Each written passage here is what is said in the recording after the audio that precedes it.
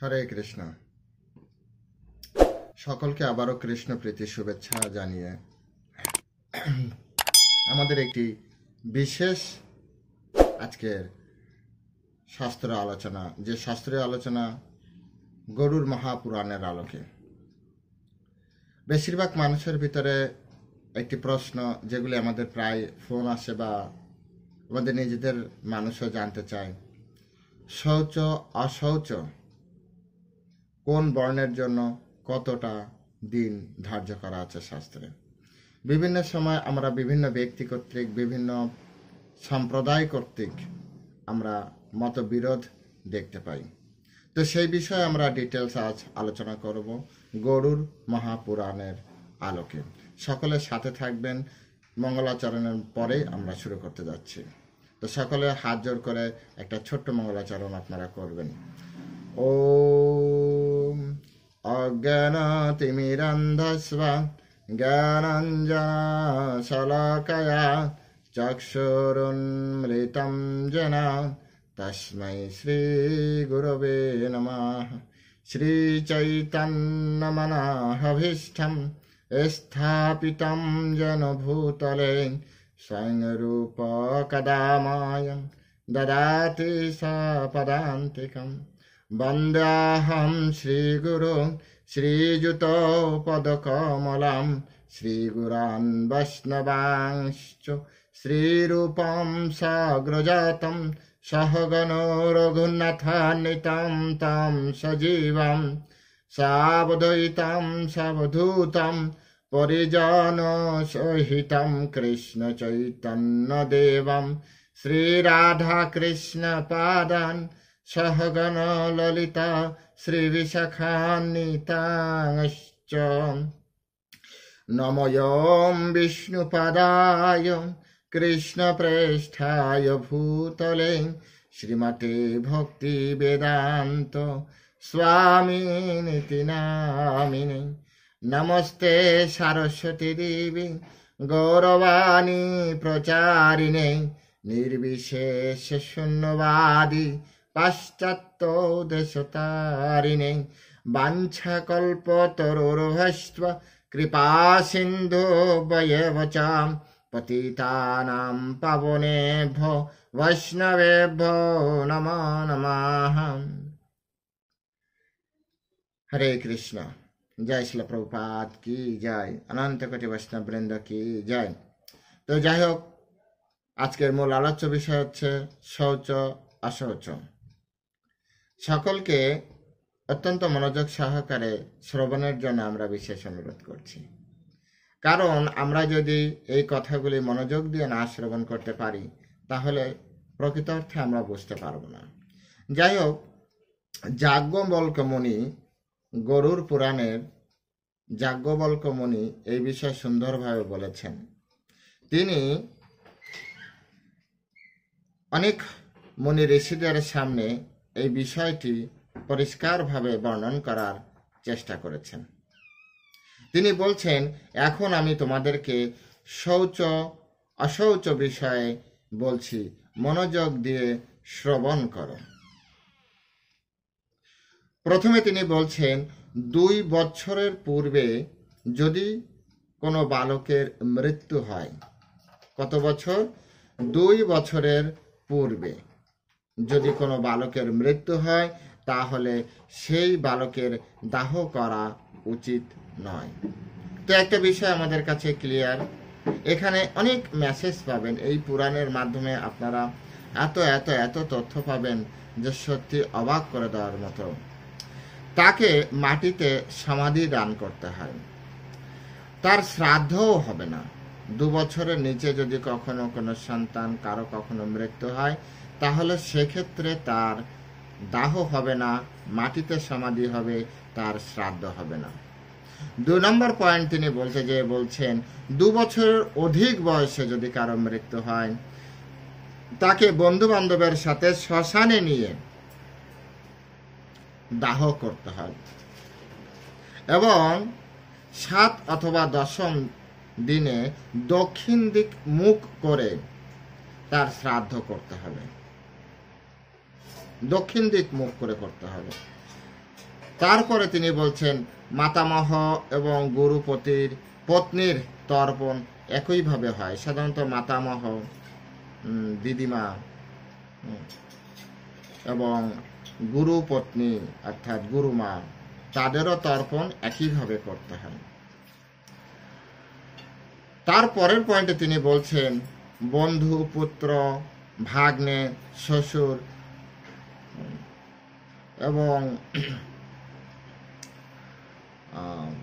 যে অন্যান্য যে গোত্র রয়েছে, ঠিক আছে, তো সেই গোত্রে সংযত ভাষায় সবার এক এক করে জলাঞ্জলি অর্থাৎ জল দিয়ে অঞ্জলি দান দেওয়া উচিত। যদি ইচ্ছা হয় তাহলে সকলে তর্পণ করতে পারে, না হলে যদি না করে তাহলে কোনো দোষ নেই। অর্থাৎ এই সকল ব্যক্তিদের যদি কেউ চায় সুন্দরভাবে তর্পণ করতে পারে, যদি কেউ না চায় না করবে তাহলে সেক্ষেত্রে তার কোনো দোষ নেই। কার কার ক্ষেত্রে? বন্ধুর ক্ষেত্রে, পুত্র, ভাগ্নে, শ্বশুর, এনাদের ক্ষেত্রে। এরপরে খুব কঠিন একটি বিষয় বলা হচ্ছে পাষণ্ডী তথা পতিতদের তর্পণ এবং ব্রহ্মচারীদের তর্পণ নিষিদ্ধ।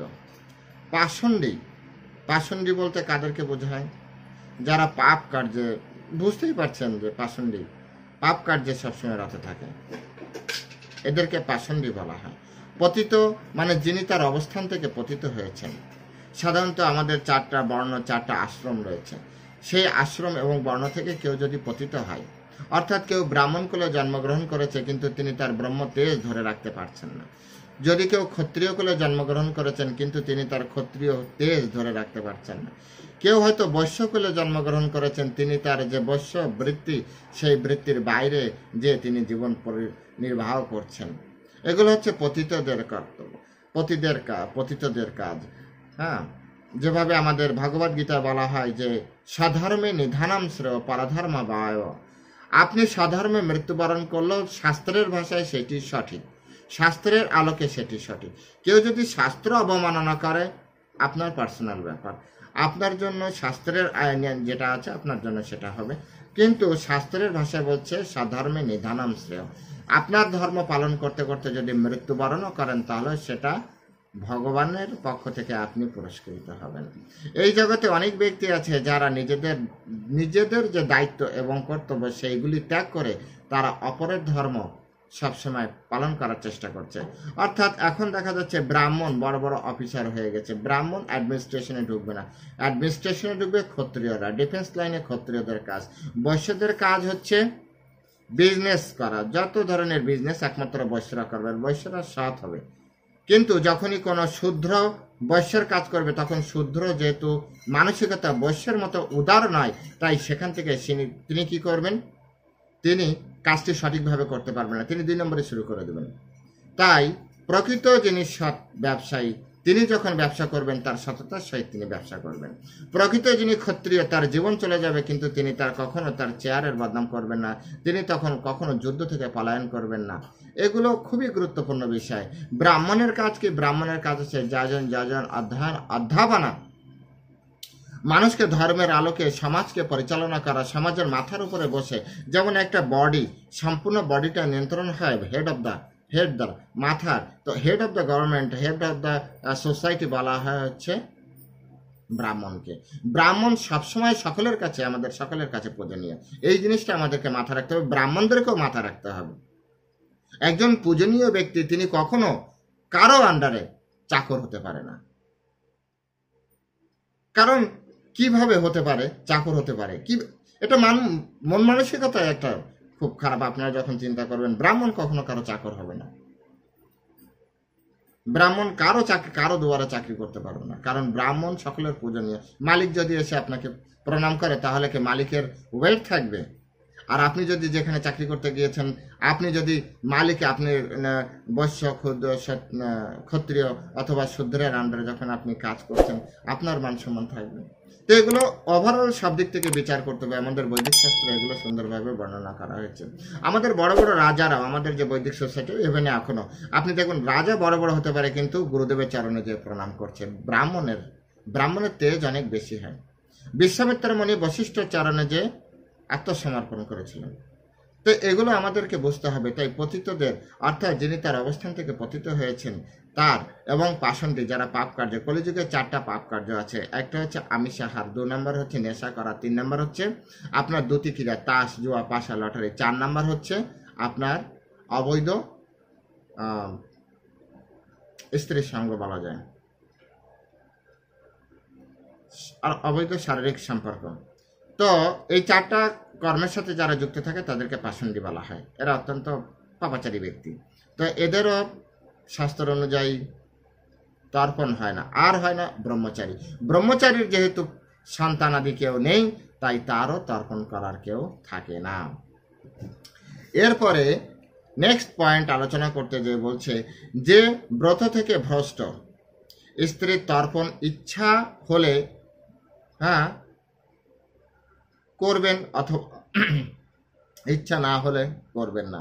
স্বামীদের ক্ষেত্রে বলা হচ্ছে ব্রত থেকে ভ্রষ্ট স্ত্রী, অর্থাৎ কোনো স্ত্রী যদি ব্রতভ্রষ্ট হয়, ব্রতভ্রষ্ট মানে স্ত্রীদেরও পরিবারে বিভিন্ন ধরনের ব্রতের কথা আমাদের শাস্ত্রে বলা আছে। স্ত্রীদের ব্রতের কথা, স্ত্রীরা অত্যন্ত ধর্মপরায়ণ হবে। কেউ যদি তার নিজের যে ব্রত, যেমন একাদশী ব্রত বলেন, তারপর রামনবমী ব্রত, জন্মাষ্টমী ব্রত, বিভিন্ন ধরনের ব্রত আছে, ধর্মীয় যে ব্রত অনুষ্ঠানগুলি আছে, সেই অনুষ্ঠানগুলি কেউ যদি না করে তাহলে তাকে বলা হয় ব্রতভ্রষ্ট। অথবা পতিব্রতা, পতি একমাত্র পতি তার যে সব, এটাও এক ধরনের ব্রত। কোনো একটা জায়গায় আপনি ফিক্সড হয়ে থাকা, এটা এক ধরনের ব্রত। তো কেউ যদি তার ব্রত থেকে ভ্রষ্ট হয়ে যায় তাহলে সেক্ষেত্রে তাকে ব্রত ভ্রষ্ট বলা হয়। আর ব্রত ভ্রষ্ট স্ত্রীদের তর্পণ স্বামী চাইলে করতেও পারে, নাও করতে পারে, তাতে দোষের কিছুই নেই। নেক্সট বলা হচ্ছে মদ্যপ আত্মহত্যাকারী এবং এদের মৃত্যুতে শোক করা উচিত নয় এবং তর্পণ করা উচিত নয়। এটি আমাদের প্রত্যেকটা আমাদের ভিতরে অনেকেই এটি ভুল করে। আমরা আমাদের চোখের সামনে দেখেছি শাস্ত্র না জানার কারণে তারা শাস্ত্রকে ভায়োলেট করছে, যদিও তারা অনেক সিনিয়র ভক্ত, তথাপি তারা শাস্ত্র না জানার কারণে। বলা হচ্ছে যদি কোনো ব্যক্তি মদ্যপ হয় আপনার পরিবারের এবং সে যদি কোনোভাবে মৃত্যুবরণ করে তাহলে তার তর্পণ বা শ্রাদ্ধ কর্ম করা উচিত নয়। ব্রাহ্মণরা হাজার কথা বলবে, কিন্তু ব্রাহ্মণদেরকে আপনি গরুর পুরাণ যখন পড়াবেন, বোঝাবেন, তখন আপনি শেয়ার নড়তে পারবে না। কিন্তু আমাদের উপরে এগুলো চাপ থাকে কারণ আমরা শাস্ত্র পড়ি না। তাই ইসকন সবসময় আপনাদেরকে বলে আপনারা শাস্ত্র পড়েন, শাস্ত্র পড়েন, শাস্ত্র পড়েন। আমরাও আপনাদেরকে চেষ্টা করছি শাস্ত্র জানানোর, বোঝানোর, শাস্ত্র পড়ানোর বা শাস্ত্র সম্পর্কে তথ্য প্রদানের। আপনারা চাইলে এই ভিডিওগুলি আরও অনেক ব্যক্তির কাছে পৌঁছে দিয়ে এই শাস্ত্র সম্পর্কে সুন্দরভাবে জানাতে পারেন। তারপরে আত্মহত্যাকারী যে ব্যক্তি, পরিবারের কোনো ব্যক্তি যদি আত্মহত্যা করে তাহলে তার তর্পণ হয় না। অনেকে বলে গয়ায় যে তর্পণ করবে, গয়ায় যে পিণ্ডদান করবে, গরুর পুরাণ বলছে তার তর্পণই হয় না। আপনি আপনার ইচ্ছা মতো যা ইচ্ছা তাই করতে পারেন, তাতে কি যায় আসে? শাস্ত্র বলছে ওই ব্যক্তির তর্পণ আমি তো গ্রহণ করছি না, তুমি তোমার ইচ্ছা মতো, তোমার খেয়াল খুশি মতো তুমি করতে পারো। নেক্সট পয়েন্ট, জন্ম থেকে দাঁত ওঠা পর্যন্ত, আলাদাভাবে আবার বোঝাচ্ছে, জন্ম থেকে দাঁত ওঠা পর্যন্ত এই সময় যদি কারো মৃত্যু হয় তাহলে সাথে সাথে একজন ব্যক্তি শুদ্ধ হয়ে যায়, তার আর অশৌচ থাকে না। জন্ম থেকে দাঁত ওঠা পর্যন্ত। দাঁত ওঠার পর থেকে চূড়াকরণ। চূড়াকরণ মানে আমরা যে মাথা মুন্ডন করি, এটি আমাদের দশবিধ সংস্কারের একটি সংস্কার, তাই আমাদের সবসময় চূড়াকরণ। এখন অনেকে দেখবেন ক্লিন মাথা মুন্ডন করে, কিন্তু আসলে এরকম হওয়া উচিত না, শিখা রাখা উচিত। প্রত্যেকেরই শিখা, চূড়াকরণের একটি অংশ হচ্ছে শিখা রাখা উচিত। তো চূড়াকরণ, দাঁত ওঠা থেকে চূড়াকরণ, এর ভিতরে যদি কারো মৃত্যু হয় তাহলে 1 রাত্রি গেলে সে শুদ্ধ হয়ে যাবে, অর্থাৎ 1 রাত্রে অশৌচ থাকে। সকালে যদি কেউ মরে তাহলে পরের দিন, মানে ওই দিন চলে যাবে, রাত চলে যাবে, পরের দিন সকালে যে ওই ব্যক্তি আপনা আপনি শুদ্ধ হয়ে যায়, এখানে আর অশৌচ থাকে না। এইটুক সময়ের ভিতরে তার অশৌচতা থাকে।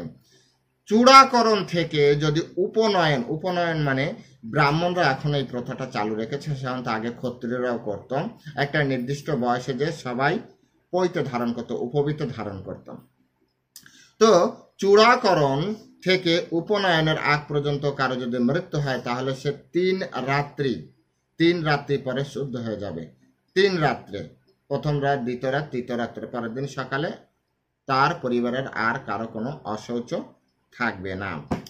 এখন কথা হচ্ছে যজ্ঞ উপবীত বা উপনয়ন এর পর থেকে যদি কারো মৃত্যু হয় তাহলে 10 রাত্রি পর তার শুদ্ধ হবে, সূচিতে আসবে ভাই, শুদ্ধ হয়ে যাবেন। শাণ্ডিল্য, স্বপিণ্ড ভেদে এর কিছু পার্থক্য দেখা যায়। 10 দিনে কেউ অথবা 3 দিনে। স্বপিণ্ড মানে নিজের গোত্রের ভিতরে সেম ব্লাড, এটাকে বলা স্বপিণ্ড। আর যদি ব্লাড চেঞ্জ হয়ে গেছে কিন্তু আত্মীয়, ডাল চেঞ্জ হয়ে গিয়েছে, তাহলে সেক্ষেত্রে 3 দিন করা যেতে পারে। অর্থাৎ স্বপিণ্ড লোক 10 দিন, অন্যদের ক্ষেত্রে 3 দিন। যেমন ঠাকুরদা, বাবা, কাকা, বাবা কাকা, এই বাবা কাকা জ্যাঠা ঠাকুরদা তো এক, কিন্তু এই বাবার ছেলে, তো এটা একটা ডাল, এটা একটা ডাল, তো এই ডালের থেকে ওই ডালে 3 দিন করা যেতে পারে, কিন্তু সেম ডালে যারা আছে তারা, সেম লাইনে যারা আছে তারা 10 দিন পালন করবে। এটাকে স্বপিণ্ড বলা হয়। আশা করছি আপনারা সকলে বুঝতে পারছেন। বুঝতে না পারলে কমেন্ট সেকশনে লিখবেন, আবার আমরা বিষয়টা নিয়ে আলোচনা করার চেষ্টা করব। 2 বছরের পুত্র যদি মরে যায় তাহলে শুধু মায়ের অশৌচ হয়। এই জন্য মায়ের মূল্য খুব খুব সম্মান দেওয়া হয়। বৈদিক শাস্ত্রে মায়ের সম্মান সব থেকে বেশি। যদিও এখন আধুনিক যুগে কিভাবে দেখা হচ্ছে, বৈদিক যুগে মাকে খুব করা হয়। দেখুন, সন্তান মরে যাচ্ছে, 2 বছরের পরে সন্তান যদি মরে যায় তাহলে শুধু মায়ের অশৌচ হয়, আর কারো অশৌচ হয় না। এবং অন্য সকলের সাথে সাথে শুদ্ধ হয়ে যায়। মানে কি, শুধু পোড়াতে পারলেই হয়, ব্যাস। যদি এক অশৌচ চলাকালীন সময় আরেকটি অশৌচ আরেকজন ব্যক্তির মৃত্যু হয় তাহলে প্রথম অশৌচের ডিউরেশন যখন শেষ হয়ে যাচ্ছে, মাঝখানে থেকে শুরু করলো, ওই ডিউরেশনের ভিতরে সে সব কিছু শেষ হয়ে যাচ্ছে। এটা খুব ক্লিয়ার বুঝতে হবে। এখান থেকে একটা অশৌচ এই পর্যন্ত শুরু হয়েছে, মাঝখানে আরেকজন ব্যক্তি মৃত্যুবরণ করেছে, তাহলে এখান থেকে এখানে যে অশৌচ দুইটাই শেষ হয়ে যাবেন। এখন কথা আছে যে বর্ণভেদে যে অশৌচ দশা, বর্ণভেদে অশৌচ দশার কিভাবে কি বিষয় আসছে, সেখানে বলা হচ্ছে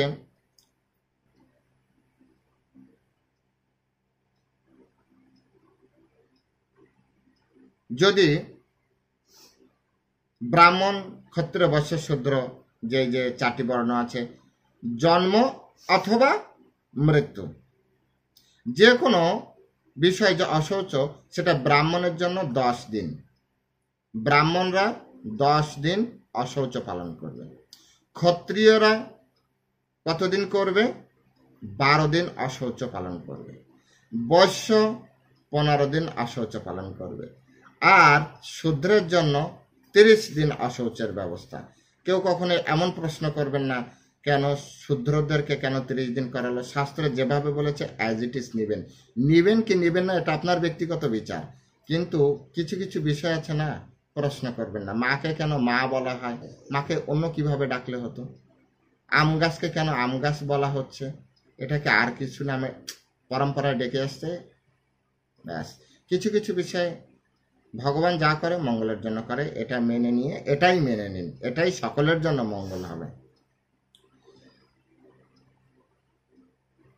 এরপরে আসছে যে অবিবাহিত কন্যা অথবা বালকের যদি মৃত্যু হয় তাহলে একদিনেই আবার শুদ্ধ হয়ে যাচ্ছে। যদি বিষ দ্বারা বা আত্মহত্যা করেছেন তার জন্য অশৌচ অগ্রাহ্য, অর্থাৎ বিষ খেয়ে মরেছে, আত্মহত্যায় এক কথায় আত্মহত্যা করেছে, তাহলে তার জন্য অশৌচ, যেহেতু তার তর্পণও নেই, তার অশৌচও নেই তার জন্য। আর কিছু কিছু ব্যক্তি আছে, যাজ্ঞিক, ব্রতী, ব্রহ্মচারী, দান ব্রতী তথা ব্রহ্মজ্ঞানযুক্ত, তার মৃত্যু হলে তৎকাল শুদ্ধ প্রাপ্ত হয়। অনেকে দেখবেন এখানে যাজ্ঞিক মানে কি, যিনি যজ্ঞে এক্সপার্ট, অর্থাৎ মুনি ঋষিদের কথা বলা হচ্ছে, যিনি সমস্ত যজ্ঞে অত্যন্ত এক্সপার্ট, তাকে বলা হয় যাজ্ঞিক। ব্রতী মানে সবসময় কোনো না কোনো একটা ব্রত করছে, ধরুন একাদশী ব্রত পালন করতে করতে কারো মৃত্যু হয়েছে, তো ব্রতী, তো সেক্ষেত্রে তার ক্ষেত্রে কি হবে? বলা হচ্ছে আপনার কোনো আত্মীয় স্বজন ব্রত পালন করতে করতে দেহ রেখেছে, তো তৎকাল আপনার পরিবারের কারো কোনো অশৌচ নেই, সাথে সাথে শুদ্ধ, তৎকাল মানে শুদ্ধ হয়ে যাবে। এরপর হচ্ছে ব্রহ্মচারী, পরিবারের কেউ একজন ব্রহ্মচারী হয়ে গিয়েছেন, আপনি শুনলেন যে আপনার ব্রহ্মচারী ভাই হঠাৎ দেহ রেখেছে, আহা ভাই দেহ রেখেছে তাহলে আমাদের অশৌচ না, আপনাদের কোনো অশৌচ না, আপনি তৎকাল শুদ্ধ হয়ে গিয়েছেন। এরপর হচ্ছে দানব্রতী, অনেকে আছে প্রতি দিন দান করে, যেমন কর্ণের মতো দাতা, হ্যাঁ, এরকম যারা দানই তাদের জীবনের একমাত্র লক্ষ্য, দান করতে থাকে, এটা দানব্রতী, তার ক্ষেত্রেও তৎকাল মানুষ শুদ্ধ হয়ে যায়। ব্রহ্মজ্ঞান, ব্রাহ্মণকে ব্রহ্ম জানাতিথি ব্রাহ্মণ, অর্থাৎ ব্রহ্মজ্ঞান যার ভিতরে আছে, বৈষ্ণব বলেন, ব্রাহ্মণ বলেন, ভক্ত বলেন, যার ভিতরে পরমেশ্বর ভগবান শ্রীকৃষ্ণকে জানেন, ব্রহ্মকে জানেন, পরমাত্মাকে জানেন, হ্যাঁ, তো সেক্ষেত্রে এই ধরনের ব্যক্তি যদি পরিবারে মৃত্যুবরণ করে তাহলে আপনাদের কখনোই অশৌচ লাগবে না। তারপরে হ্যাঁ, তো তৎকাল আপনার শুদ্ধ হয়ে যাবেন। তো এটা আমাদের শৌচ অশৌচের বিষয়ে আমরা গরুড় পুরাণে যতটা আছে পুরোটাই আমরা আলোচনা করার আমরা আপনাদেরকে বোঝানোর চেষ্টা করেছি। আপনারা এটা বোঝার চেষ্টা করবেন, এটা মেনে চলার চেষ্টা করবেন, আর মানুষকে এই বিষয়গুলো পরিষ্কারভাবে জানানোর চেষ্টা করবেন। সকলে ভালো থাকবেন। আবারও আপনাদের সাথে অন্য কোনো বিষয় নিয়ে আলোচনা হবে। আপনাদের নিজেদের যদি কোনো বিষয়ে জানার আগ্রহ থাকে আপনারা কমেন্ট সেকশনে লিখতে পারেন, আমি আপনাদের সেই সব বিষয়ে শাস্ত্র অনুযায়ী আপনাদের জানানোর চেষ্টা করব। হরে কৃষ্ণ, সকলে ভালো থাকবেন। জয় শিলা প্রভুপাদ কি জয়।